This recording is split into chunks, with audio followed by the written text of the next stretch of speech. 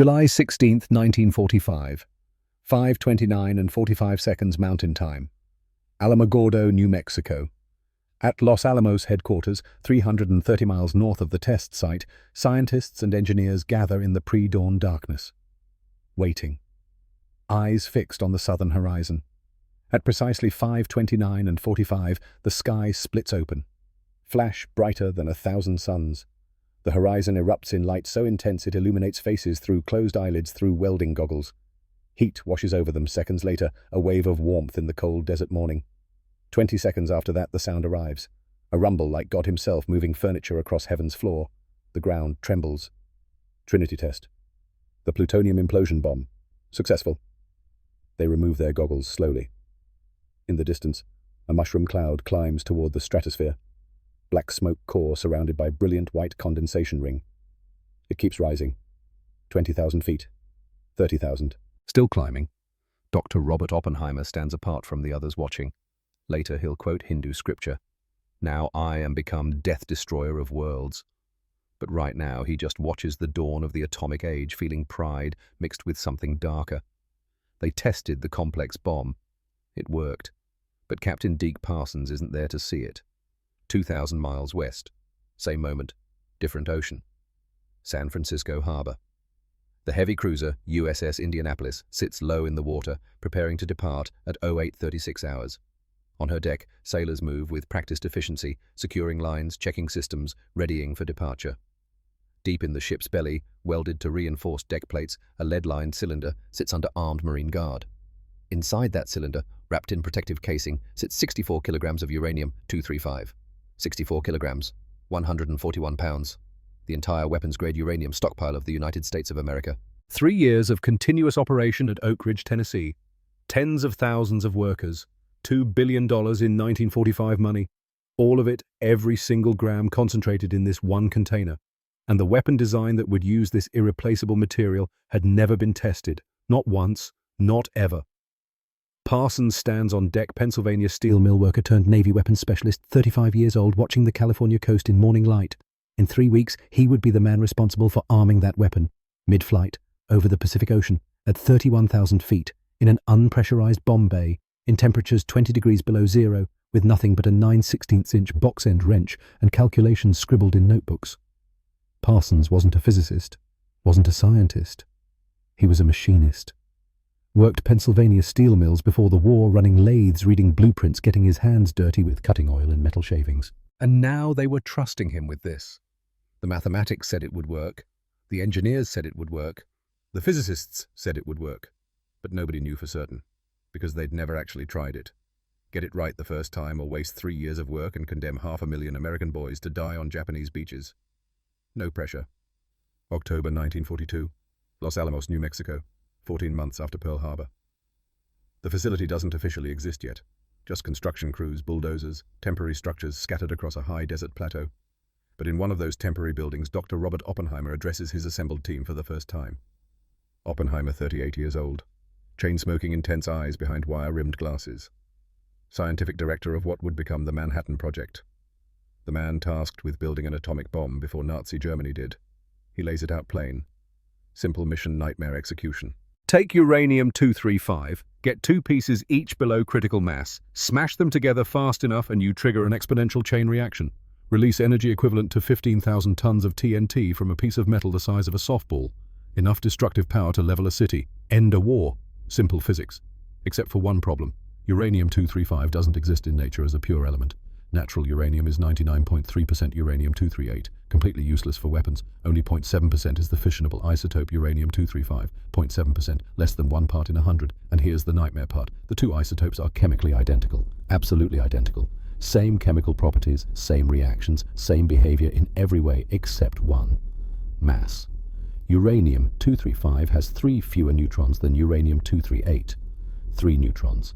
A mass difference so small it's measured in atomic mass units. Separating them is like sorting identical twins by weight, except you're doing it with individual atoms, billions upon billions of individual atoms. If Hitler gets a working bomb before America does, Europe falls permanently.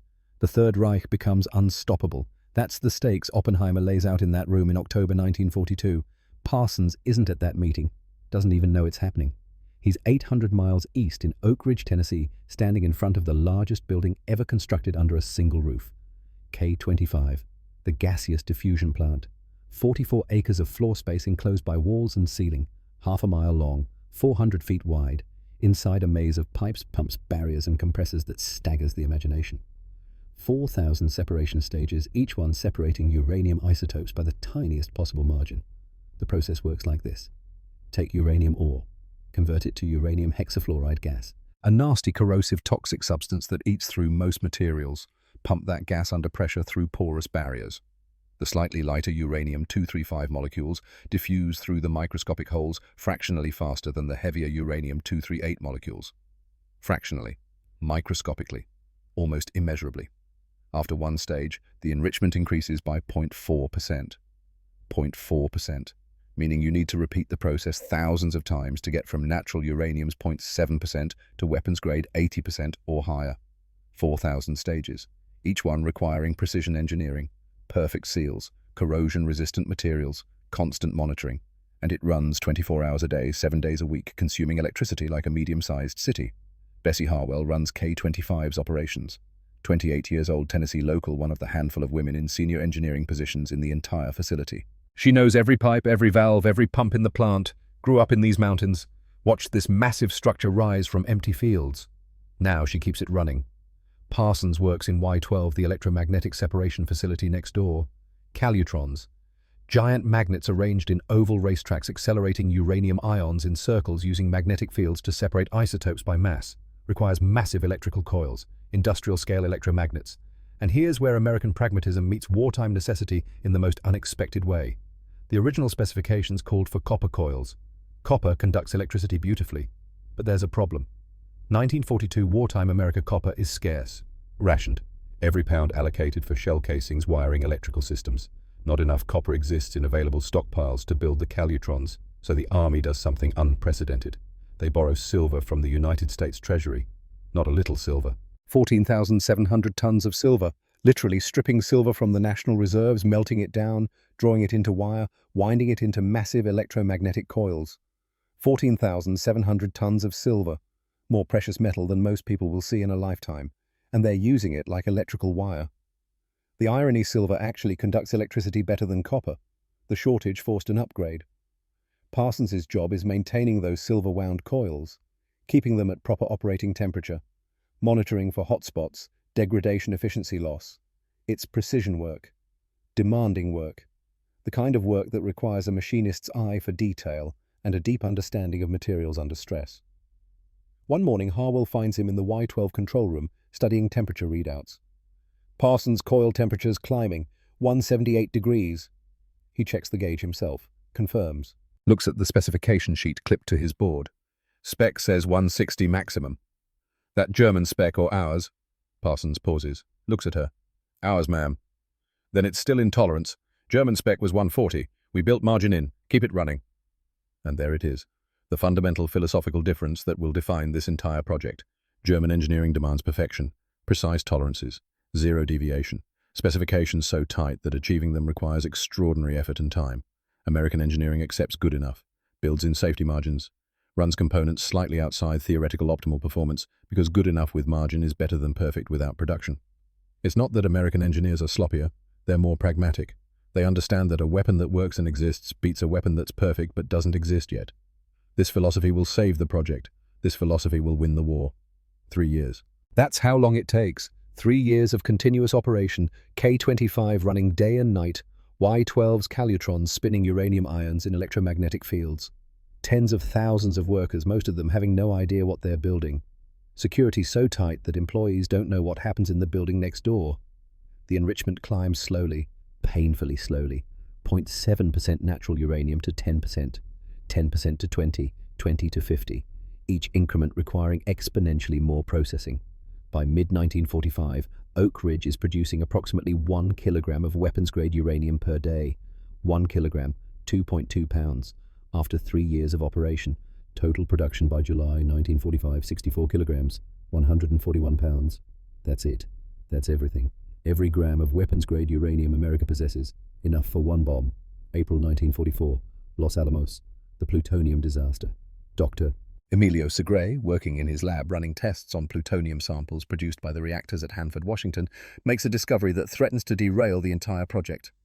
Reactor-bred plutonium contains an unexpected contaminant, plutonium-240, an isotope created as a byproduct of the reactor process.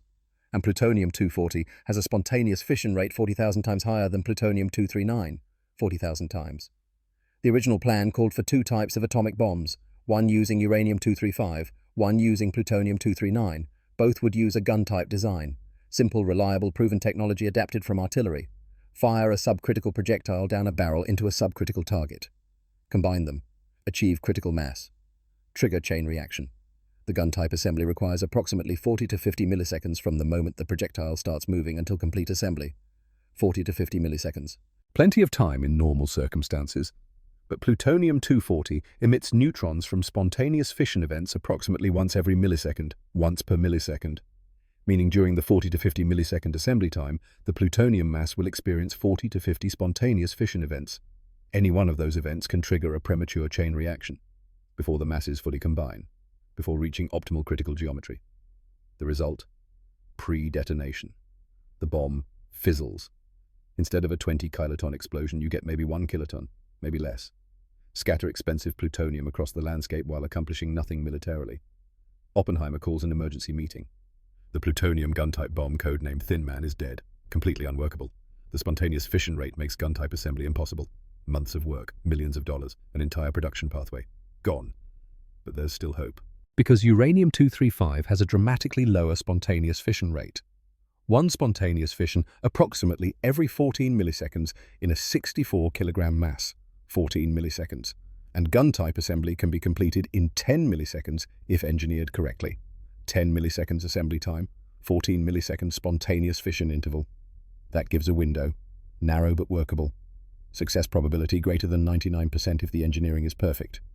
Francis Birch, 42 years old, engineer gun-type design team leader, makes the call.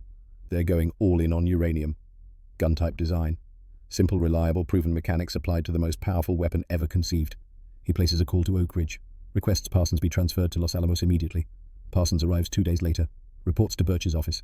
No idea why he's been summoned. Birch doesn't waste time with pleasantries. Captain ever machined uranium? Parsons shakes his head. No, sir. Machined steel, brass, aluminum. Never uranium. Nobody has. Not for weapons purposes. Uranium's dense as hell, brittle, toxic. Need tolerances of 1/1000th of an inch. Can you do it? Parsons thinks about Pennsylvania steel mills, about running lathes to tolerances measured in 10,000ths, about understanding how metal behaves under stress, under heat, under cutting forces. Guess I'll learn, sir. Birch almost smiles. You'll do more than learn, Captain. You'll perfect it, because we only get one shot at this. Over the following weeks, Parsons learns exactly what Birch means. The challenge facing them crystallizes into sharp focus. They need to build an atomic bomb using uranium-235. Gun-type design. Simple concept, nightmare execution. A 6-foot gun barrel. Hollow uranium projectile at the breech end. Solid uranium target spike at the muzzle end. Fire the projectile using conventional explosives. Projectile slides over target spike. 2 subcritical masses become 1 supercritical mass. Chain reaction initiates. World changes. But here's the impossible part. The 64 kilograms of uranium represents America's entire stockpile. Testing the complete weapon means consuming that stockpile, and Oak Ridge needs 60 to 90 days minimum to produce another 64 kilograms. Military planners face an impossible choice. Test the weapon and delay deployment by 2 to 3 months while Oak Ridge enriches more uranium. Or skip the test. Trust the engineering. Deploy immediately. 2 to 3 months might not sound like much, but it's summer 1945. The war in Europe is over. Germany defeated. But Japan fights on.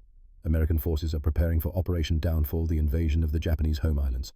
Intelligence estimates predict American casualties in the hundreds of thousands, maybe 500,000. Maybe more. 2 to 3 months delay means Operation Downfall proceeds without atomic support. Means those casualties become real. General Leslie Groves, military director of the Manhattan Project, calls a meeting. Scientists, engineers, military brass, everyone with skin in the game. He lays it out plain.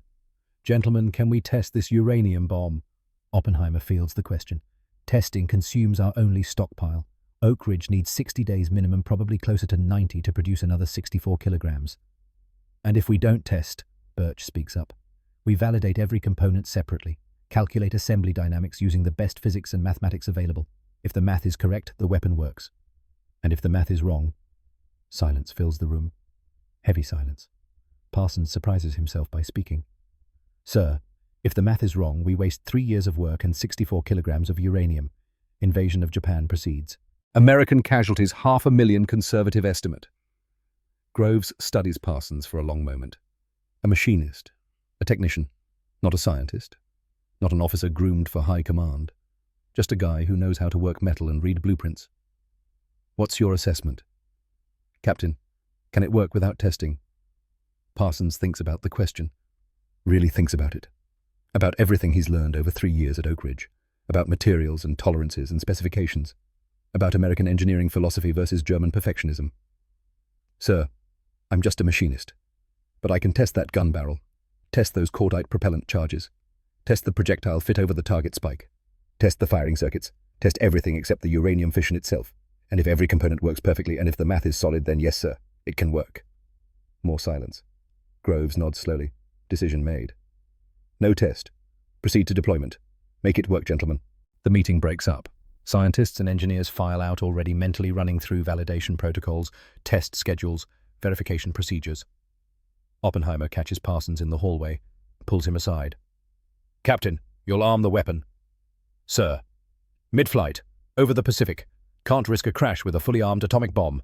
You'll complete final assembly airborne, after the aircraft reaches safe altitude. Parsons feels his stomach drop. Mid-flight assembly, in a bomb bay, at altitude, with an atomic weapon. Understood, sir. Oppenheimer's eyes are unreadable behind his glasses. I wish we had better options. So do I, sir. That night, Parsons lies in his bunk, staring at ceiling, unable to sleep, running through scenarios, assembly procedures, failure modes. What happens if the projectile jams? What happens if the firing circuit's short? What happens if the cordite charges burn unevenly? What happens if the math is wrong? What happens if he makes a mistake at 30,000 feet and vaporizes himself, the crew and the aircraft in a microsecond of nuclear fire? Or worse, what happens if he makes a mistake and the bomb fails? Scatters 64 kilograms of irreplaceable uranium uselessly across the Pacific. Ends the atomic program before it begins. Condemns American troops to storm Japanese beaches. He closes his eyes, forces himself to breathe slowly, to think methodically, like a machinist. Break the problem into components. Address each component individually. Trust the process. They can't test the complete weapon. Fine. They'll test everything else. Every single piece. Every component. Every subsystem. Test until failure becomes impossible. Build confidence through systematic validation.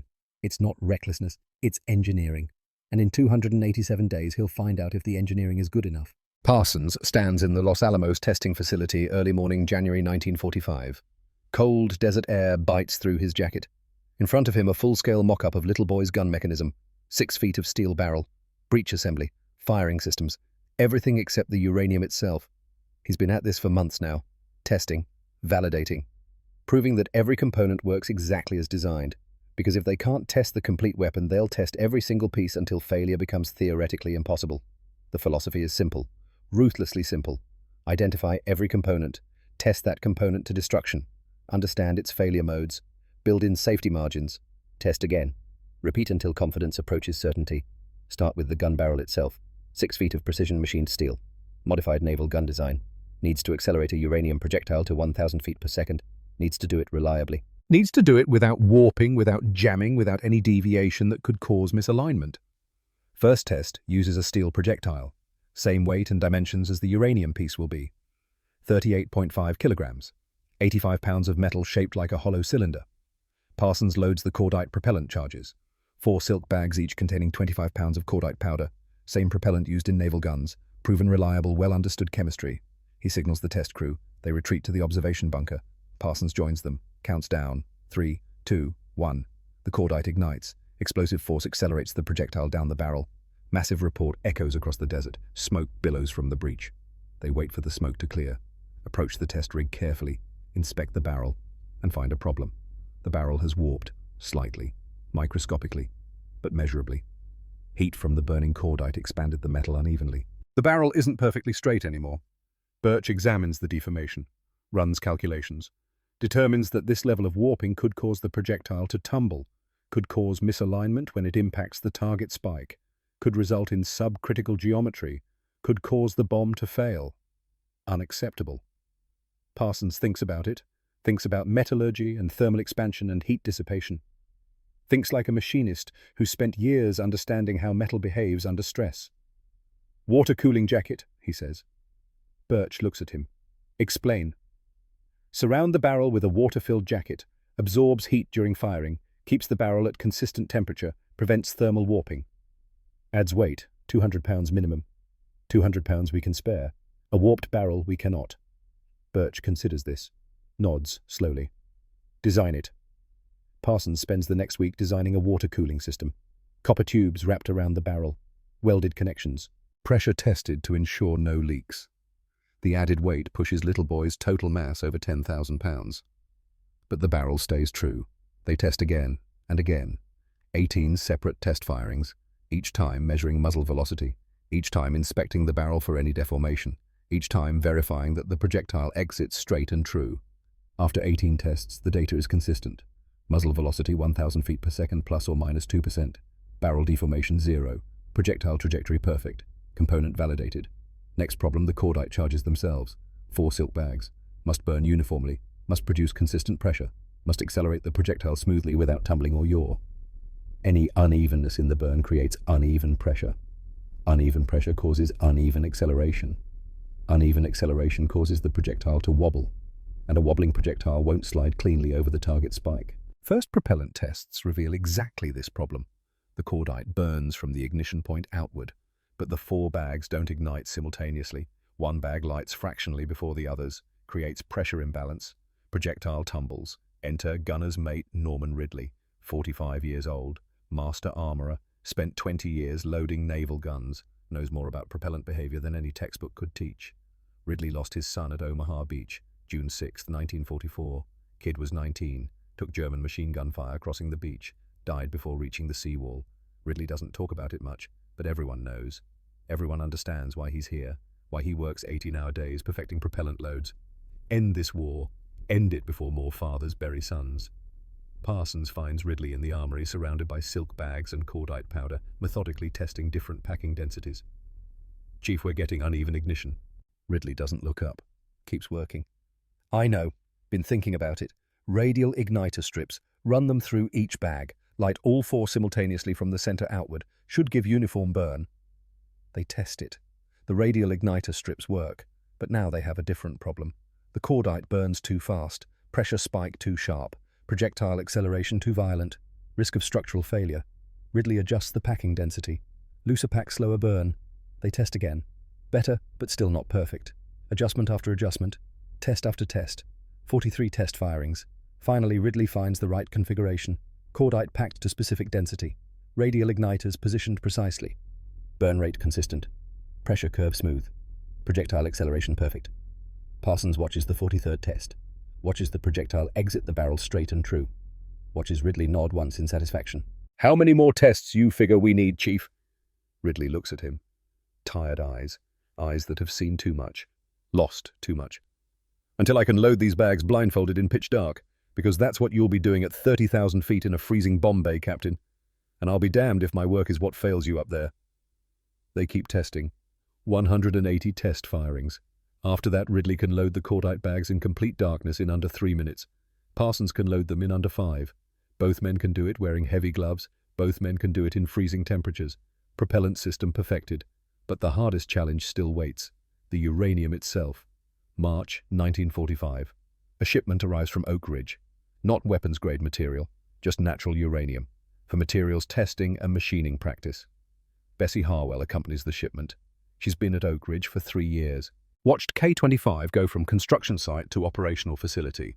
Knows every system, every process, every specification. She's also never seen uranium machined for weapons purposes. Nobody has. This is uncharted territory. Parsons meets her at the loading dock. They transport the uranium samples to a specially constructed machine shop. Lead-lined walls, ventilation systems, radiation monitoring equipment. The first thing Parsons learns uranium is dense. 19 grams per cubic centimeter. 1.7 times denser than lead. Hold a piece in your hand and it feels wrong. too heavy for its size. Second thing, uranium is brittle, not ductile like steel or aluminum. Doesn't bend, doesn't flex. Stress it too much and it cracks. Cleanly. Catastrophically. Third thing, uranium is toxic. The dust causes kidney failure. The compounds corrode skin. Prolonged exposure causes cellular damage. Fourth thing, and this is the nightmare, uranium ignites. The fine chips and dust produced during machining can spontaneously combust in air at temperatures around 500 degrees Fahrenheit. And machining operations generate heat. Lots of heat. Parsons sets up the lathe, mounts a uranium slug, selects a carbide cutting tool, standard tooling, standard speeds and feeds for dense materials. He engages the tool, begins the cut. The carbide tool dulls almost immediately. Uranium wears cutting edges faster than any material Parsons has worked. The chips curl wrong, come off the tool in irregular spirals instead of smooth ribbons. And they're hot, smoking hot.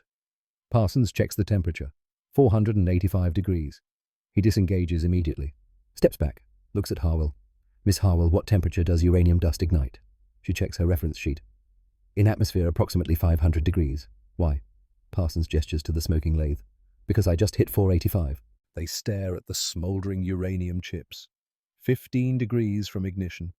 15 degrees from a metal fire that could spread uranium contamination throughout the facility. New approach needed. Parsons redesigns the entire machining setup.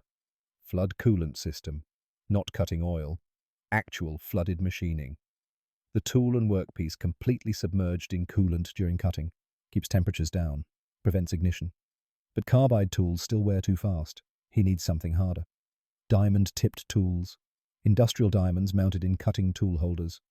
Parsons has heard of them, never used them. They're expensive, rare, reserved for the most demanding applications. This qualifies. The Army procures diamond tooling. Parsons mounts the first diamond-tipped tool in his lathe, adjusts speeds, reduces feed rate, engages the cut. The diamond tool cuts uranium like butter. Smooth, consistent. The chips come off in perfect spirals. Temperature stays below 300 degrees. The cut surface is mirror smooth, but there's still a problem. Even with flood cooling and diamond tools, machining uranium in air creates oxide layers. The surface oxidizes. Any oxide layer in the final weapon could interfere with the neutron physics. Solution: inert atmosphere. Parsons constructs a sealed chamber, fills it with argon gas, machines the uranium in an oxygen-free environment. No oxidation, no contamination. Perfect surface finish. The precision required is staggering. The hollow uranium projectile must slide over the solid target spike with a clearance of exactly 0.003 of an inch, 0.003 inches, 30 times thinner than a human hair. Too tight and the projectile jams. Subcritical geometry. Fizzle. Too loose and the projectile wobbles during insertion. Misalignment. Possible subcritical geometry. Possible fizzle. Tolerance plus or minus 0.0015 inches. 1.5 thousandths. Parsons machines test pieces from non-enriched uranium, measures with precision instruments, adjusts, machines again. After 47 attempts, he achieves the required tolerance. The hollow projectile slides over the target spike with perfect clearance. No binding, no wobble, smooth insertion. He practices the assembly. Dry runs with non-radioactive components. 120 practice assemblies, each one timed, each one inspected. Until he can do it blindfolded, until he can do it with heavy gloves, until he can do it in a freezer at minus 20 degrees Celsius. Ridley watches him practice one evening. Late. Most of the facility dark and quiet. Deke, you've done this 200 times now. Parsons doesn't stop, keeps working, disassembles, reassembles, checks alignment, checks clearance. Need 201. Because 202 is the real thing. Ridley understands, says nothing more, just stands there watching. While Parsons perfects the mechanical components, Dr. Norman Ramsey leads the theoretical physics team. 29 years old. Brilliant. Methodical. Tasked with calculating exactly what happens during those critical milliseconds of assembly. The fundamental question is simple. Will the uranium achieve a sustained chain reaction before pre-detonation occurs? Everything depends on spontaneous fission rates. Uranium-235 has a spontaneous fission rate of approximately 1 fission per 14 milliseconds in a 64 kilogram mass. That's the window. 14 milliseconds. Complete assembly before 14 milliseconds elapse, and success probability exceeds 99%. The gun-type design achieves assembly in approximately 10 milliseconds. Projectile accelerates down the barrel, impacts target spike, slides to full insertion. 10 milliseconds from ignition to complete assembly. 10 milliseconds assembly time. 14 milliseconds spontaneous fission interval. Margin 4 milliseconds. Doesn't sound like much.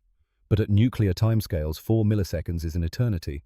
Ramsey calculates the probability distribution, runs the numbers through every verification method available, checks with independent teams, British physicists, other American groups, everyone using different mathematical approaches. The results converge.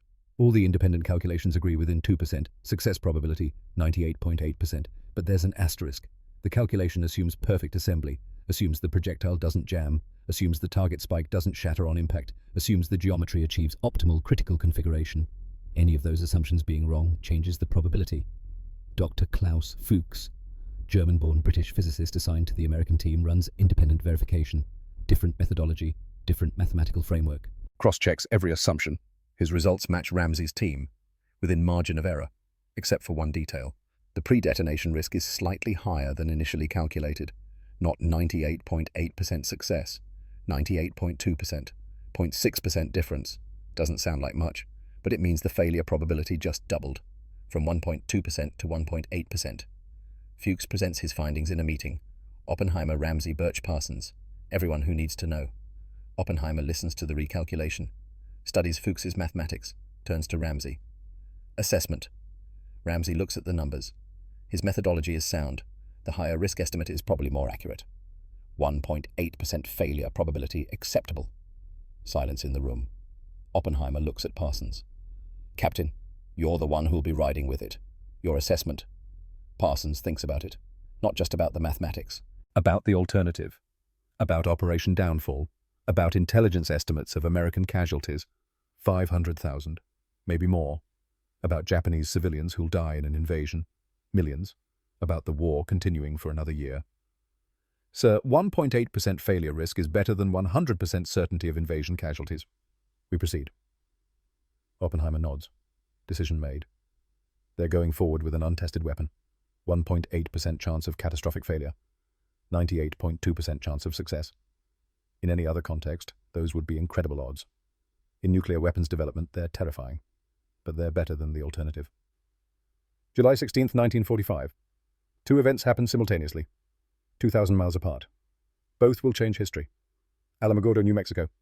5:29 and 45 seconds mountain time. The Trinity test. Plutonium implosion bomb. The design they did test. The design that required testing because the implosion mechanism was so complex, so precise, so unforgiving that failure modes were impossible to predict without empirical validation. 32 explosive lenses arranged in perfect sphere. Each lens precisely shaped. Each detonator timed to fire within microseconds of the others. The explosive wave converging on the plutonium core from all directions simultaneously. Compressing it, crushing it to supercritical density. If even one lens fires late, the compression is asymmetric. Pre-detonation. Fizzle. They had to test it. No choice. The complexity demanded empirical validation. The test succeeds. 20 kilotons. Exactly as calculated. The mushroom cloud rises into the stratosphere. At Los Alamos, scientists and engineers watch the flash on the southern horizon. Feel the rumble arrive 20 seconds later. They tested the complex bomb. It worked. But Parsons isn't there to see it.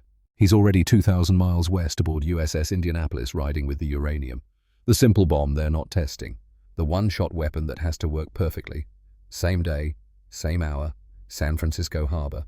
USS Indianapolis departs at 08:36. Mission deliver Little Boy components to Tinian Island in the Pacific. In her hold, the lead-lined cylinder. 64 kilograms of uranium-235, guarded by Marines, secured to deck plates. Parsons stands on deck silent, watching the California coast recede into morning haze. He knows what's in the hold, knows where it's going, knows what he'll have to do when they arrive. Arm an untested weapon, mid-flight, over the Pacific. Trust the mathematics. Trust the engineering. Trust 3 years of component testing and calculation. Trust that 98.2% is good enough. The Indianapolis cuts through Pacific waters. 10 days to Tinian.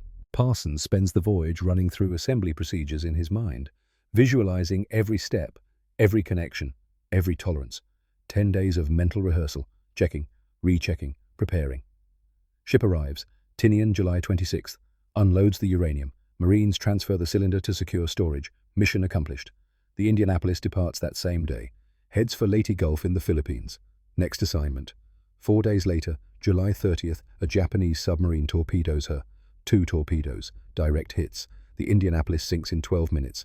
Of her crew of 1,196 men, approximately 300 go down with the ship. The rest float in open ocean, shark-infested waters, most with no life vests, no rafts, no supplies.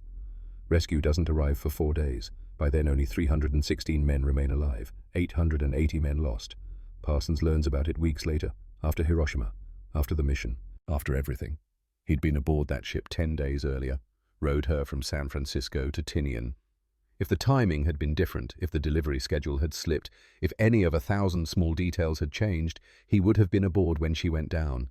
The margin between success and catastrophe measured in days. But he doesn't know that yet. Late July, early August. Tinian Island Parsons focuses on preparation. Final preparation. Because the mission is coming. Soon. Mock Bomb Bay. Full-scale replica. Same dimensions, same layout, same everything except altitude and temperature. He practices assembly. Over and over. Removing armor plates. Inserting cordite bags. Connecting firing circuits. Replacing plates. Arming the weapon. His assistant, Lieutenant Morris Jepson, 23 years old, electronics specialist, trains alongside him. Jepson's job assist with assembly, verify connections, provide backup if Parsons is incapacitated. They practice in daylight. Practice in darkness. Practice with gloves. Practice in a refrigerated chamber. Practice until the procedure becomes muscle memory. 37 minutes. That's their average time for complete assembly. Goal under 30 minutes. Under 30 because that's the flight time from takeoff to safe altitude over open ocean. One evening, late, Parsons and Jepson sit in the mock bomb bay after completing another practice run. Jepson breaks the silence. "Sir, what happens if the math was wrong?" Parsons thinks about how to answer. Thinks about honesty versus reassurance. Decides on honesty. "If the math was wrong, Morris, we scatter 64 kilograms of uranium across the Pacific, end the atomic program, and American troops storm Japan's beaches. 500,000 casualties, maybe more. And if something goes wrong during assembly, then we become the brightest star anyone's ever seen, briefly." Jepson processes this. Young man facing his mortality, facing the responsibility. "You scared, sir?" Parsons considers the question, considers lying, decides against it. Terrified, Morris. Absolutely terrified. But more scared of what happens if we don't do it. They sit in silence. 2 men. 1 untested weapon. 1 chance to end the war. Outside, Pacific waves crash against Tinian's coral shores. Inside, Parsons runs through the procedure one more time in his mind. Checking. Double-checking. Preparing. Because in 2 days he'll do it for real. And there won't be any practice runs after that. August 5th, 1945. Late afternoon. Tinian Island, North Field. 4 B-29 superfortresses have crashed on takeoff in the past 2 weeks. 4. Heavy bomb loads combined with tropical heat and maximum fuel create a deadly equation. The aircraft struggle to gain altitude. Engines strain, wings flex under stress, and sometimes just beyond the runway's end, physics wins. Parsons witnesses the 4th crash from the flight line.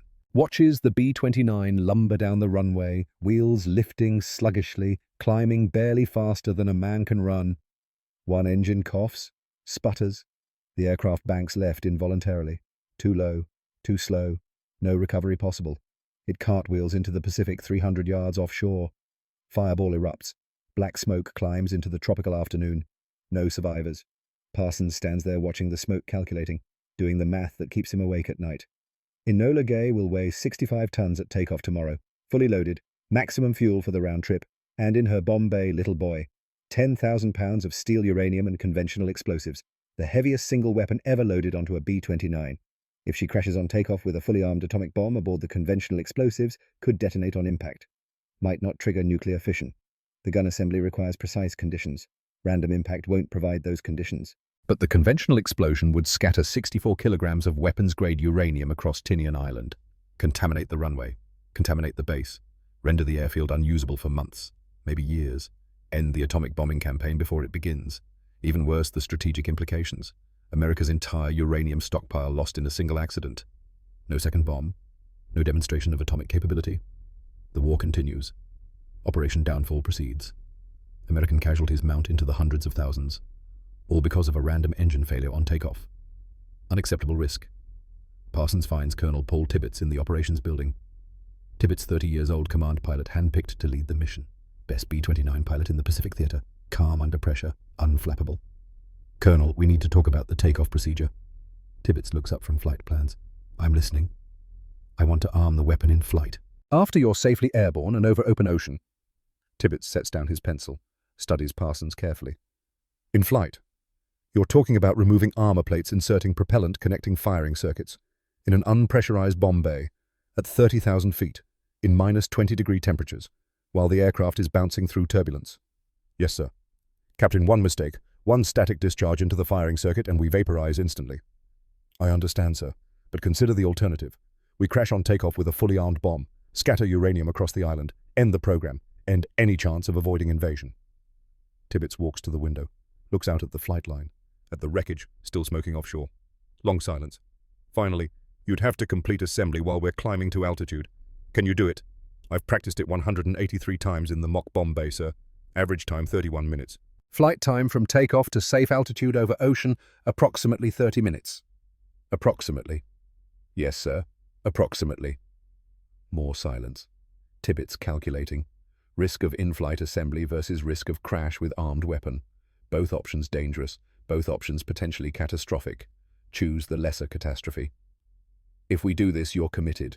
No turning back. Once we're airborne, you complete the assembly regardless of conditions. Understood, sir. I'll clear it with command. Be ready to brief the crew tonight. That evening, Parsons briefs the Enola Gay crew. 9 men total. Pilot, co-pilot, navigator, bombardier, flight engineer, radio operator, radar operator, tail gunner. Most of the crew doesn't know what they're carrying. Security protocols. Need to know basis. They know it's important. They know it's secret. They know the mission matters more than any they've flown before. Parsons keeps the briefing technical. Explains the in-flight assembly procedure. Explains why it's necessary. Doesn't mention the 1.8% failure probability. Doesn't mention that the weapon has never been tested. Just explains the procedure. Calm. Professional. Like it's routine. The crew asks practical questions. How long will assembly take? Will it affect aircraft balance? Parsons answers each question. Honest, but measured. Major Thomas Ferraby, Bombardier, 25 years old, asks the question everyone's thinking. Captain, you've done this before, right? The in-flight assembly. Parsons meets his eyes. Practiced it 183 times in the mock bomb bay major. Tomorrow will be number 184. First time for real. First time at altitude. First time with the actual weapon. No more questions after that. The briefing ends. Crew disperses. Parsons returns to his quarters. Lies on his bunk. Sleep is impossible. He thinks about Sarah, his wife, back in Pennsylvania. 2 daughters, 6 and 4 years old.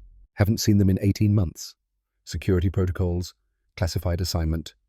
He writes a letter, short, simple, folds it, seals the envelope, addresses it to Sarah. Next morning before boarding, he hands it to Tibbets. If I don't come back, mail this.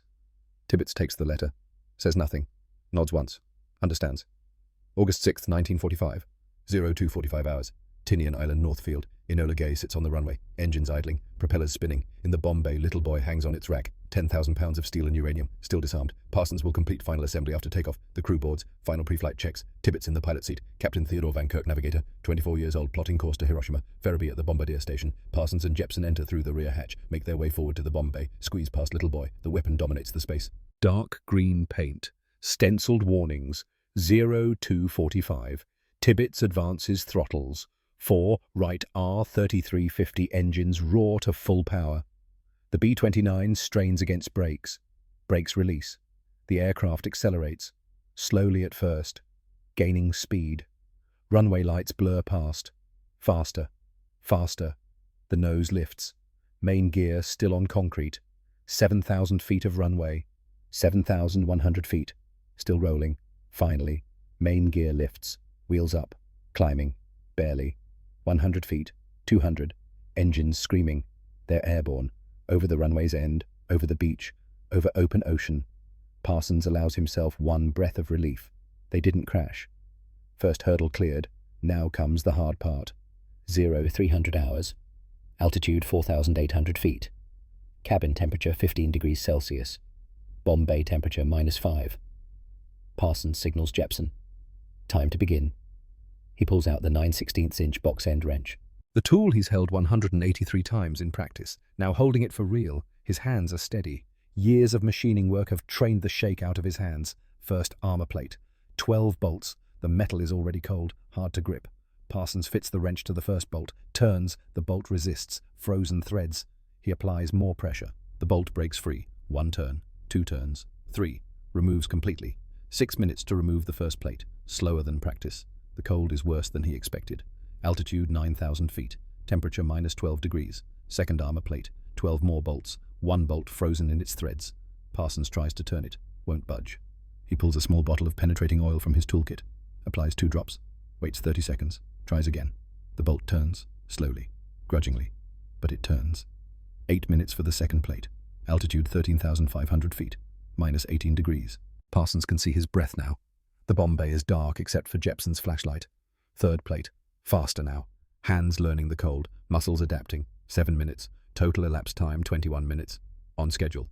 Now the cordite bags. 4 silk bags. 25 pounds each. Parsons inspects the first bag under flashlight, looking for tears, for contamination, for any defect. The bag looks good. He positions it carefully in the breech, checks alignment. Second bag, third bag, fourth bag. Parsons sees it immediately. Microscopic tear along the seam, barely visible, maybe 2 millimeters long, but a tear is a tear. Uneven burn possible, projectile tumbling possible, unacceptable. Morris, backup bag for position 4. This one's compromised. Jepson hands him the spare. Last spare. If this one is damaged, they have no backup. Parsons inspects it carefully, runs his gloved fingers along every seam, checks under flashlight from 3 angles. No tears, no defects. Good bag. He positions it, checks all 4 bags, verifies alignment, verifies positioning, everything correct. 11 minutes for cordite loading, altitude 18,000 feet, -20 degrees. Parsons's hands are beyond cold now, beyond numb, moving on muscle memory, on practice, on 183 repetitions burned into neural pathways. The firing circuits. 47 wires. Each one must connect in exact sequence. Red to brass, white to steel, green to copper, black to zinc. Wire 1, wire 2, wire 3. The aircraft hits turbulence, drops 150 feet in 2 seconds. Parsons grabs little boy to steady it. The weapon sways on its rack. For a moment, a terrible moment, Parsons thinks it might tear free, but the rack holds. The weapon settles. Jepson's voice strained. "Sir, should we wait for smooth air?" Parsons doesn't pause. Keeps working. Morris at 30,000 feet carrying 10,000 pounds, there is no smooth air. We work through it. Wire 15, wire 16, wire 17, static electricity. Parsons feels it before he sees it. Hair standing up under his cap, skin tingling. In the darkness he can see faint blue sparks dancing across metal surfaces. St. Elmo's fire. Electrical charge building in the atmosphere. He freezes. Completely. Doesn't move. Doesn't breathe. Static discharge into the firing circuit means detonation. Means the cordite ignites. Means the gun fires. Means critical mass achieved. Means chain reaction. Means Parsons, Jepson, the entire crew, and the Enola Gay vaporize in 1 microsecond of nuclear fire. Jepson sees it too. Whispers, "Sir." Parsons barely moving his lips. "Don't move." He doesn't finish the sentence. Doesn't need to. Jepson understands. 25 seconds. 30 seconds. The static charge builds. Parsons can feel it intensifying. His hair pulling harder. The tingling becoming painful. Slowly. Carefully. Millimeter by millimeter. Parsons extends his hand toward the aircraft's frame. Grounded metal. If he can touch it, discharge the static safely, they survive. His fingertip makes contact. Blue spark jumps from skin to metal. Sharp snap. Pain. But controlled discharge. The static dissipates. His hair settles. The tingling fades. Parsons exhales. First breath in 30 seconds. Continuing. Wire 23, wire 24, wire 25. No more interruptions, no more static. Just the work, the precision, the focus. Wire 45, wire 46, wire 47. Final connection made. Altitude 24,000 feet. Time elapsed 31 minutes. Parsons and Jepson run through the 17-point safety checklist. Together. Calling out each item. Verifying each connection. Double-checking everything. All green. All correct. All ready. Parsons tightens the final bolt on the last armor plate. 04:15 hours. He keys the intercom. Colonel, weapon is armed. Tibbets's voice calm as always. Copy, Captain. We're committed now. Parsons sits on the bomb bay floor, back against the bulkhead, exhausted, hands shaking now, after the fact, delayed reaction. Jepson hands him a thermos of coffee. Hot coffee in a freezing bomb bay, tastes like heaven. They sit in silence. Two men who just armed an atomic bomb at 24,000 feet. Jepson voice quiet. Sir, you think it'll work? Parsons sips coffee, thinks about 98.2%, about 1.8% chance of failure, about 3 years of component testing. I think we did everything humanly possible to make it work. After that, it's physics, and physics doesn't care what we think. That's supposed to be comforting. Not particularly, but it's honest. They sit there, drinking coffee, waiting. The Enola Gay drones westward through the darkness, climbing to cruise altitude, heading toward Japan, toward Hiroshima, toward history. 0809, Hiroshima time. Daylight now, clear sky, perfect bombing conditions. Van Kirk at the navigator station. Initial point in 2 minutes. Ferriby at the Norden bomb site. Target acquired. IOI bridge clearly visible. Conditions perfect.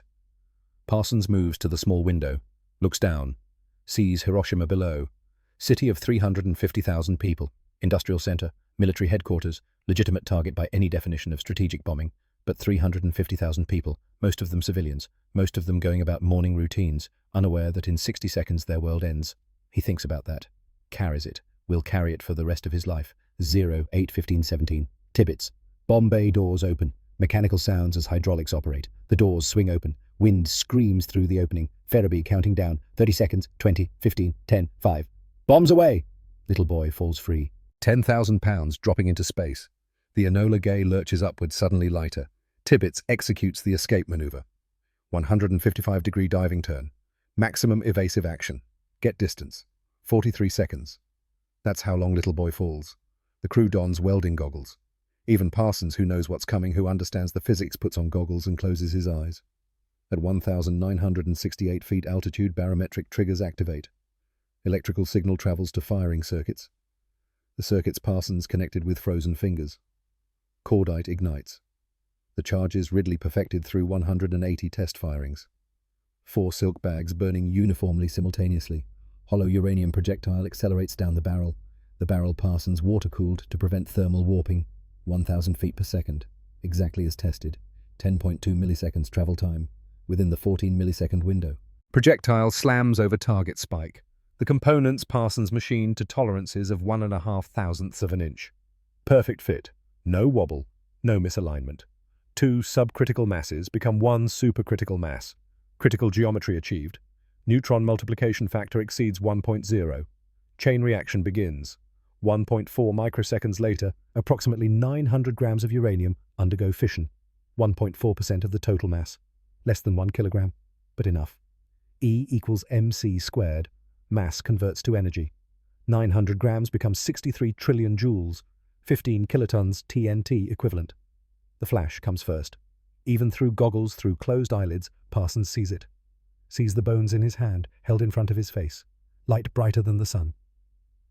8.2 seconds later, the shockwave hits. 11.5 miles away, and the Enola Gay jolts like struck by a giant fist. The airframe groans, flexes, but holds. Tibbets fights for control, corrects the bank, levels out. The aircraft stable again. Parsons opens his eyes, removes goggles, looks back through the window. Mushroom cloud rising, black core, white condensation ring, exactly like Trinity, climbing through 20,000 feet already, still rising, still growing. The calculation was correct. The engineering was correct. The untested weapon worked exactly as designed. Yield within 20% of prediction. Success. And beneath that mushroom cloud, Hiroshima burns. Parsons watches the cloud, can't look away. 350,000 people down there, most of them dead or dying. All from 900 grams of fissioned uranium. All from mathematics and engineering and 3 years of component testing. All from an untested weapon that worked perfectly the first time. Tibbets's voice shaken. My God, what have we done? Nobody answers. There is no answer. They've ended the war, probably. Saved hundreds of thousands of American lives, probably. Changed human history forever, definitely. But the cost. Parsons sits down, suddenly weak. Adrenaline crash. 3 years of pressure releasing all at once. He's done it. armed the weapon, trusted the mathematics, bet the war on calculations, and won. But winning feels different than he expected. Heavier, darker, more like ash than triumph. The Enola Gay flies east, toward Tinian, toward debriefing. Behind them, Hiroshima burns. Los Alamos receives the radio message. Mission successful. Detonation confirmed. Estimated yield 15 kilotons, within margin of calculated predictions. Oppenheimer hears the news, walks outside, lights a cigarette, stares at nothing. Later, he'll quote scripture. Now I am become death destroyer of worlds. Oak Ridge. Bessie Harwell hears on radio. 3 years of work culminating in one weapon, one detonation. She feels pride. Then casualty estimates come in. The pride curdles. Tinian. Norman Ridley gets the news, nods once. It worked. God help us, it worked. Walks outside, sits on the coral beach, thinks about his son, about all the sons. August 9th. Fat Man. The plutonium implosion bomb. The design they tested at Trinity drops on Nagasaki. 21 kilotons. August 15th. Japan surrenders. Unconditional. War over. Parsons learns about the Indianapolis. Torpedoed July 30th. 880 men lost. The ship that delivered the uranium. The ship he rode from San Francisco to Tinian. 4 days after delivery destroyed. If the timing had been different, he would have died in shark-infested Pacific waters before completing his mission. The margin between success and death measured in days. 3 weeks later, Parsons returns to Pennsylvania, steps off the train, Sarah waiting on the platform, 2 daughters beside her. They've grown. 18 months feels like years. Sarah sees him, runs. He drops his bag, catches her. Holds her like he'll never let go. The girls hang back, shy. They barely remember him. He kneels down, eye level. "Hi, sweethearts. I'm your daddy. I came home." The youngest Emily looks at Sarah. "Is it really him?" "Yes, baby. It's really him." Later that night, after the girls are asleep, Sarah sits on their bed watching him unpack. "You mailed me a letter," she says quietly. He freezes. "The letter. The one he gave Tibbets. If I don't come back, mail this." "You came back." "So Tibbets gave it to me himself. Wouldn't let me read it." She holds up an envelope, unopened, his handwriting on the front. "Do you want to read it?" he asks. "No."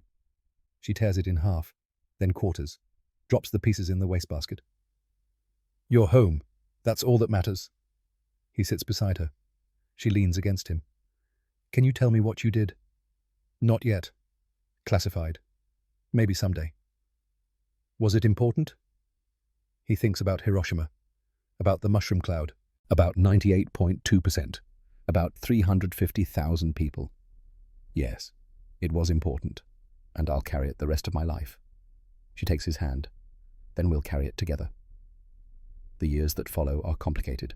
Parsons continues naval service, rises to rear admiral, works on weapons development. The knowledge he carries grows heavier, not lighter. He watches the arms race accelerate, watches the Soviet Union test their first atomic bomb in 1949, watches hydrogen bombs dwarf little boys 15 kilotons. Sometimes late at night he sits in his workshop, the 9/16 wrench in a drawer, the tool he used at 30,000 feet. He doesn't touch it, just knows it's there. Sarah finds him there one night in 1952.